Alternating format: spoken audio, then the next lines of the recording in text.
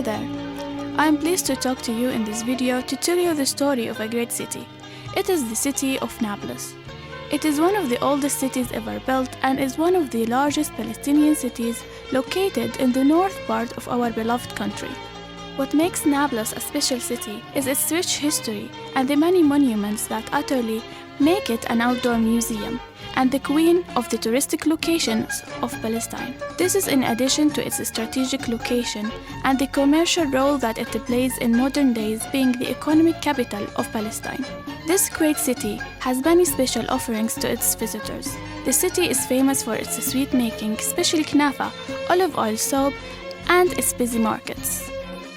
The major bulk of its history lays in the old part of the city, with its ancient stone, beautiful old buildings, and narrow alleys. It is known for its religious tolerance, as it embraces followers from the three religions, Islam, Christianity, and the Samaritan Jews. In fact, no religious conflict or disagreement was ever recorded between them. The people of the city are known for their generosity and welcoming of their guests. In addition to that, the people of Nablus are known for their fondness for the arts and are known as people of high taste. The following video is an attempt to present as much as possible about the origin of Nablus, its history, monuments, and the beauty of it. The Canaanite era, Bronze Age. During the Bronze Age, around 3500 BC, the Canaan tribe migrating from the Arabian Peninsula were the first to settle around the location currently called Talbalata, and there they established and built one of the oldest civilized gathering that would become through the course of history the city of Nablus. The Canaanite then called their gathering Shechem. Shechem means the high ground or land. History says that Shechem did survive many attacks and occupation attempts until finally it surrendered and was conquered by the Romans, when Shechem entered a new era. The Roman era started when the Roman leader ordered that a new city be built from the ruins of the old city Shechem. The new city was built to the west of the old one, and they named it Nablus, which means the new city.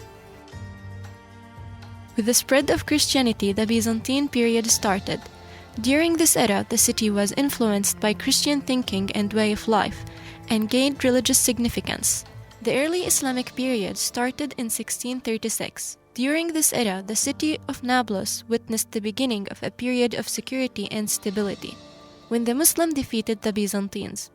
This continued until the Crusader occupation. The Crusader period started in the year 1099, when the Crusaders occupied Jerusalem, and they entered and occupied Nablus without any war.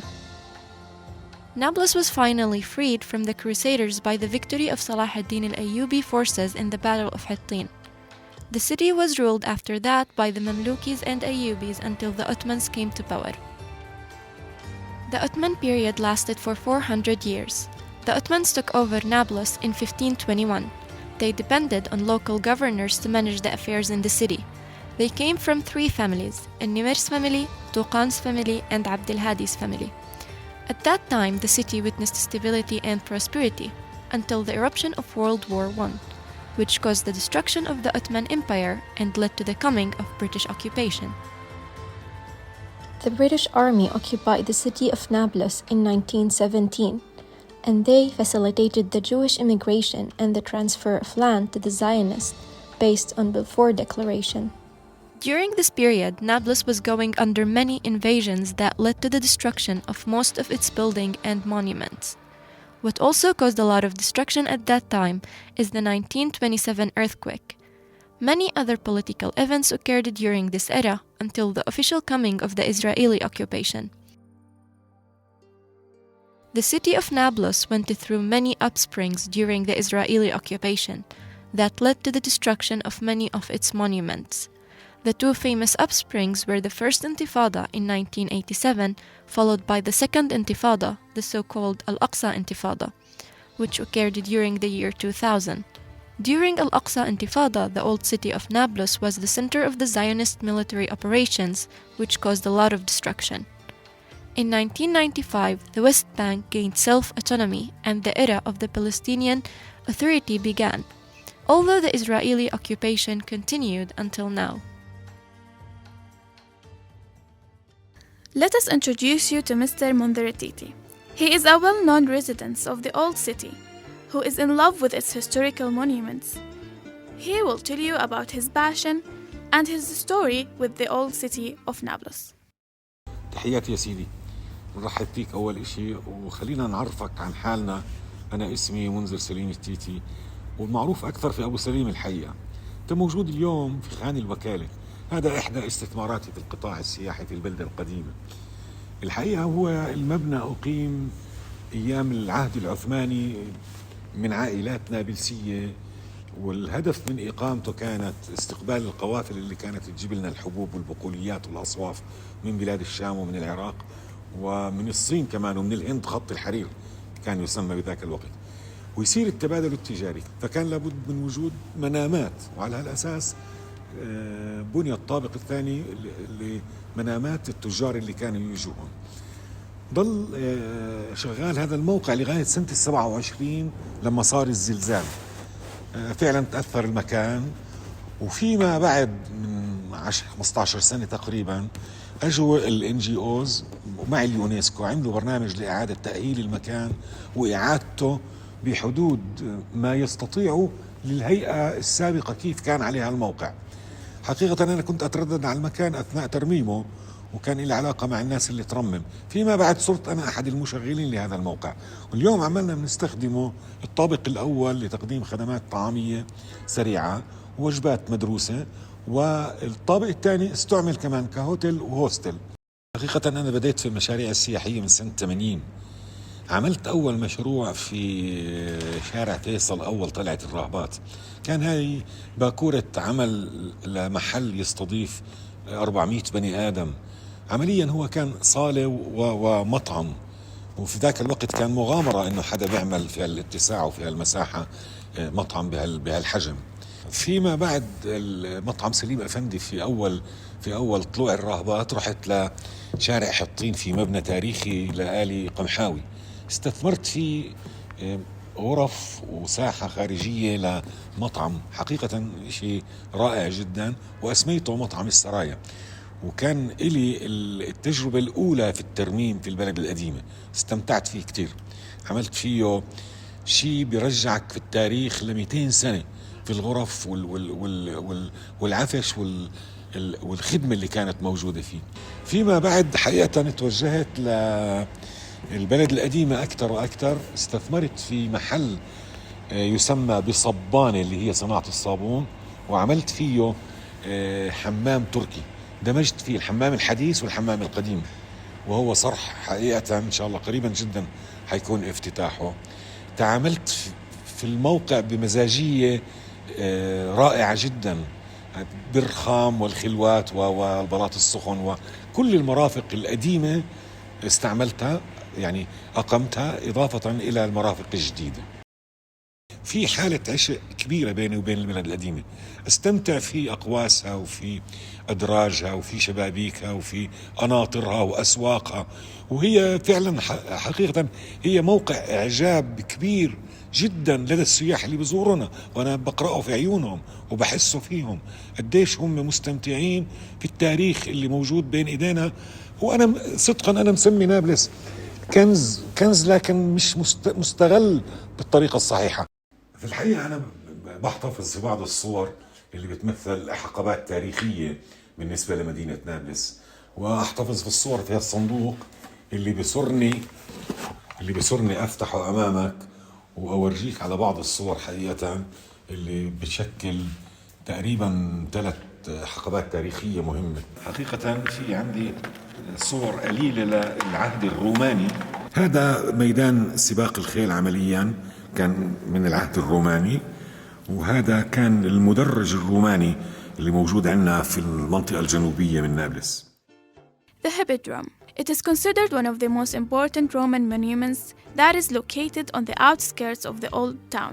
Parts of it were discovered at the beginning of 1941, and in 1980 the stone gates of its 7 entrances were discovered. Later on, the foundation of the spectator seats on both sides of the track were also discovered. It is believed that it could have accommodated 8,000 spectators. Also, A theater used for wrestling was found on the eastern part of it. The Roman Theater. This theater was an open-air venue used for entertainment, performances, and sports. It was discovered in 1979 and had a capacity of more than 10,000 spectators.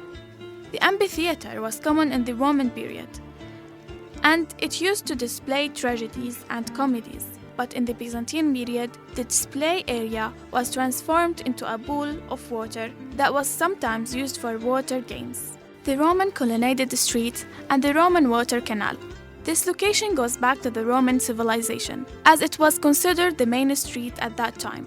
Stone pillars were built on both sides of the road, and along its stretch, tiled squares were built, and a water canal that is still running was built under it by descending 57 steps into a narrow passage 10 meters below the level of the Roman street. فيما بعد في العهد التركي أقيم عليه المنارة، منارة نابلس المشهورة جدا، إضافة إلى المساجد القديمة والبيت التركي اللي كان يسمى بيت السرايا، وهي بتعني بيت السرايا بيت الحكومة عمليا، اللي هي الصورة هاي. Bab al-Saha Square represents the center of the ancient city of Nablus, whose importance goes back to the Roman era. During the Ottoman period, this square gained prominence as it overlooked the Ottoman Saraya, which was the seat of the Ottoman government and hosted the government offices. The square also includes the An-Nasr Mosque, which is considered one of the most important mosques in the city of Nablus. One other prominent landmark in the square is Al-Manara Clock Tower. This clock derives its importance from being a gift from the Ottoman Sultan Abd al-Hamid, and the tower was built to host the clock. Through passing of time, it is still standing tall today. هلا فيما بعد هذي الصور بشكلوا بيوت قديمة وقصور قديمة في نابلس لثلاث عائلات، هم الأغا وطوقان وعبد الهادي. An-Nimr family palace, the oldest ruling family during that era, is located in Al-Habla quarter and was built in 1685 AD. We also have Touqan's palace. This palace is more than 300 years old and is located in Al-Gharb quarter. During the years, it was associated with several historical and literary figures who gave it great fame. As for Abd al-Hadi's, it is worth noting that there are 3 palaces of the Abd al-Hadi's family. مدينة زي هاي بتضم 3 ديانات بيعيشوا بسلام وبأمن وباحترام. أنا بدي أأكد إنه الطائفة السامرية لما سكنت في البلدة القديمة فيما بعد انطلقوا إلى جبل الطور. Long ago, the Samaritans lived in a special quarter in the southwestern part of the old city, named after them Harat al-Sumara. One of the most important remains is the synagogue and the bathhouse that bears their name as Sumara Bath. After the earthquake of the year 1927 and during the first Intifada, a number of their families moved to live permanently on the top of Mount Gerizim. أنا كنت بدي أأكد إنه مدينة نابلس تاريخياً ضمت معالم دينية للديانات الثلاثة، خصوص المساجد اللي بنيت في العهد الإسلامي بعد الفتوحات، فهي عديدة منها الساطون والصلاح الكبير والخضر الملاصق لكنيسة القديس فيليبس. As-Satun Mosque is in Al-Yasmini quarter. It was the first mosque to be established in the first Islamic era. It was originally built as a mosque, unlike other mosques in the area, which were originally churches, like Salah al-Kabir Mosque. Salah al-Kabir Mosque is located at the eastern end of the old city. It is considered one of the most important historic mosques in Nablus, and it was known to be a basilica, which was a place for courts, markets, or other social institutions at the beginning of its creation in the Roman era. After that, it was used as a church in the Byzantine period, but in the end, it was turned into a mosque after Muslims conquered the country at the hand of Salah ad-Din al-Ayyubi, and it was named after him.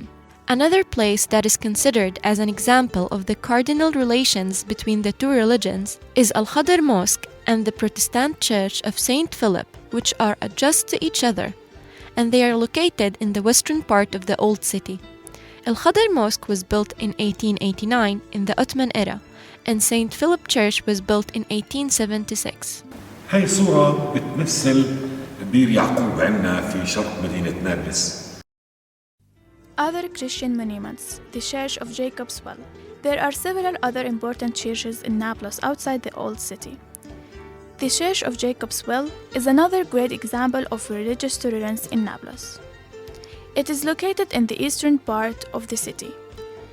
This church is believed that it had been built by Saint Helena. The church and the well were mentioned in history books. Al-Idrisi, for example, mentioned it by saying, "It is a Samaritan city.